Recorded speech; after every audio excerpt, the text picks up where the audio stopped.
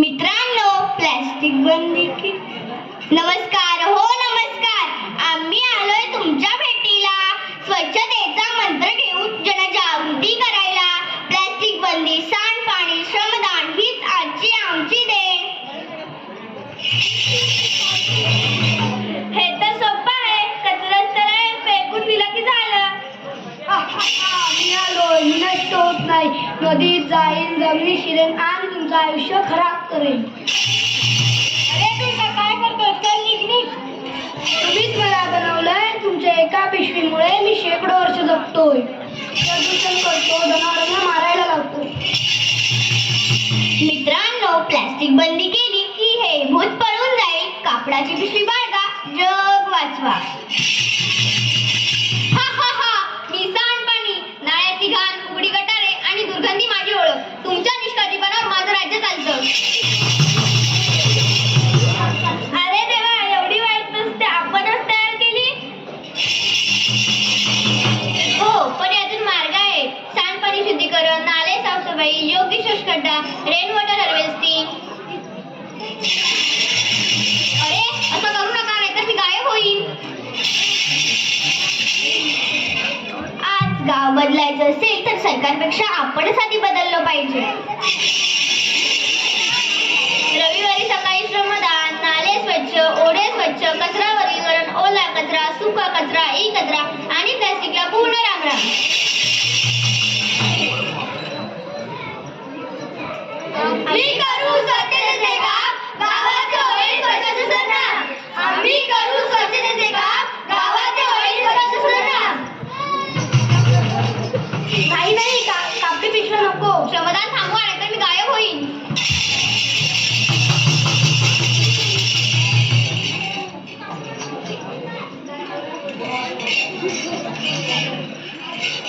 Plastic मुक्त गाव आम्ही आहोत. प्लास्टिक मुक्त गाव आम्ही आहोत. प्लास्टिक मुक्त गाव आम्ही आहोत. स्वच्छतेतून आरोग्य, श्रमदानातून शक्ती. स्वच्छतेतून आरोग्य, श्रमदानातून शक्ती. स्वच्छतेतून आरोग्य, श्रमदानातून शक्ती. चला तर मग स्वच्छतेचा दिवा आपणच पेटू.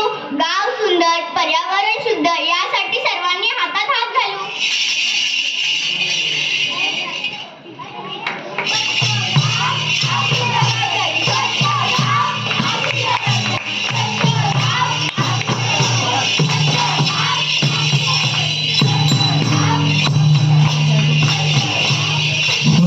मार्गदर्शन दिले या मुलाने. काय झालंय त्याला? होय ग पारू, रात्रीपासून लय रडायला लागले बघ. काय ठाऊक काय झालंय? अंग बी लय तापलंय. अगं सावित्री, अगं याचं अंग तर इस्तवणी तापलंय. होय ग पारू, आता मी काय करू? अगं सावित्री, ही तर भूतबाधा आहे. भूतबाधा. काय भूतबाधा? माझ्या लेकराला भूताने झपटलंय? नाही, असं होऊच शकत नाही. होय सावित्री, असंच झालंय. याच्या पापण्या बघ कशा लाल झाल्यात. मग आता मी काय करू? हे पण घरी नाहीत. अगं तुझं पोरगं लय तापलंय. आता रडत बसू नकोस, वेळ वाया घालू नकोस. आपल्या गावाबाहेर मांत्रिक बाबा आलेत. लय जालीम उपाय करतात ते. त्यांच्याकडे घेऊन जा त्याला. वाटलं तर मी येते तुझ्या संग. होय, चल लवकर, माझं लेकरू लय तापलंय. बाबा, ते बघा, एक बाई आपल्या बाळाला घेऊन येत आहे आपल्याकडे. म्हणजे आज आपली कमाई होणार. बाबा, माझ्या बाळाला वाचवा. बाबा, माझ्या बाळाला वाचवा. त्याचं अंग इस्तवासारखं तापले. बाबा काहीतरी करा. बाबा काहीतरी करा. तुझ्या बाळाला भूतबाधा झाली या. कसली भूतबाधा बाबा? बाई, तुझ्या बाळाला विहिरीतल्या भूताने झपटलंय. काय? विहिरीतल्या भूताने? मग काहीतरी उपाय सुचवा बाबा. मी माझ्या बाळासाठी काय पण करीन. बाई, तू काळजी करू नकोस. बाबांवर विश्वास ठेव. सगळं काही चांगलं होईल. थोडा धीर धर. कसा धीर धरू बाबा, कसा धीर धरू? तुला तुझ्या बाळासाठी बळी द्यावा लागेल. म्हणजे तुला एक बकऱ्याचा नैवेद्य द्यावा लागेल. ठीक आहे बाबा, मी माझ्या बाळासाठी वाटते ते करीन. पण माझं बाळ वाचलं पाहिजे. माझ्या बाळाला वाचवा बाबा. बाई, तुला काय करायची गरज नाही. तू फक्त पैसे दे, नैवेद्य आम्ही करू. ठीक आहे बाबा, मी वाटेल तेवढं पैसे देईन, पण माझं बाळ वाचलं पाहिजे. हे घे अंगारा, दिवसातनं 2 वेळेस लावत जा बाळाला. बाबा की जय हो, बाबा की जय हो. बम बोले, बम बोले.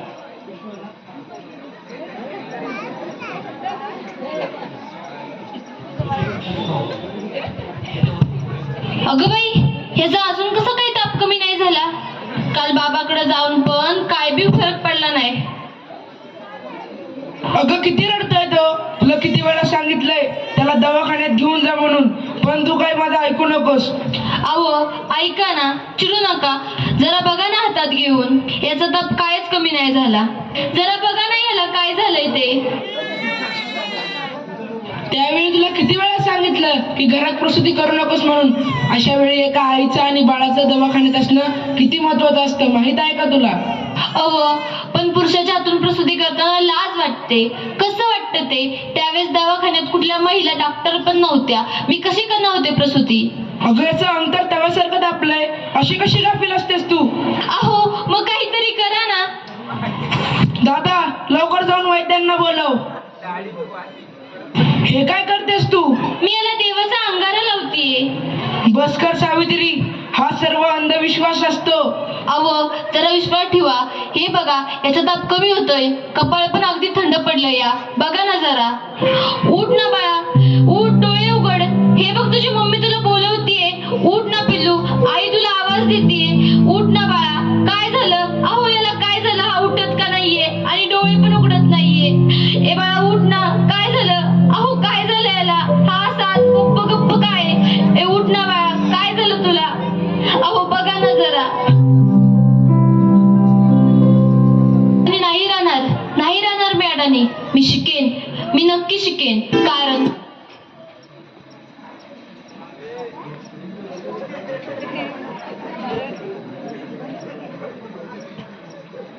सूर्य पृथ्वीच्या गोल फिरत नाही, पृथ्वी सूर्याभोवती फिरते.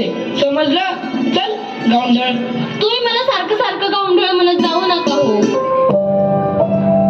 लाट शरम सगळी विकून खाल्ली आहे या सावित्रीने. कलियुग आहे रे बाबा, कलियुग. उद्या डोक्यावर मिऱ्या वाटेल तेव्हा कळेल या सुभद्रावांना. असं कोणी आपल्या बायकोला शिकवतं का?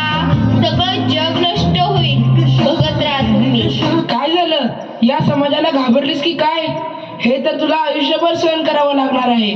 नाही, मला आता कोणी काही म्हणू दे, मी आता मागे हटणार नाही. मी शिकेन, मी नक्की शिकेन. मग चल माझ्या बरोबर. पोस्टमन, सुमंतरावांचं घर हेच आहे का? तुमची दिल्लीहून तार आलीये. सावित्री, तुला दिल्लीवरून तार आलीये. तुला दिल्लीला जावं लागेल. तुला दिल्लीला पुरस्कारासाठी बोलवलंय. तुझा सत्कार होणार आहे. काय? आज हे फक्त तुमच्यामुळे शक्य झालं, नाहीतर मी एकटी काहीच करू शकले नसते. Congratulations, keep it up. महिलांचा सन्मान वाढवलात तुम्ही. आज माझ्या हातात ही डॉक्टरकीची पदवी नसून उद्याच्या त्या सोनेरी क्षणाची चावी आहे, ज्याच्यावर आजपर्यंत फक्त अंधविश्वास व नकारवक्तेचे कुलूप लागले होते. माझ्या देशात अशा अनेक महिला आहेत ज्यांची स्वप्न चुलीच्या धुरात हरवून गेली आहेत. मला असं वाटतं ही स्वप्नांची पतंग खुल्या आकाशात उडावी आणि प्रत्येक घरात सुमंतराव असावे, कारण हे या पतंगाच्या दोऱ्याला कधीच कापू देऊ नये. हे करणं खूप अवघड तर आहेच, पण अशक्यही नाही. सावित्री, चुकलं माझं, मला माफ कर. मी तुला नाही नाही ते बोलले. तू आज शिकून समाजाला धडा शिकवलास. आम्ही काय आडाणी त्या आडाणीच राहिलो. आता आम्ही पण शिकणार. खरं सावित्री, चुकलं आमचं, माफ करा आम्हाला.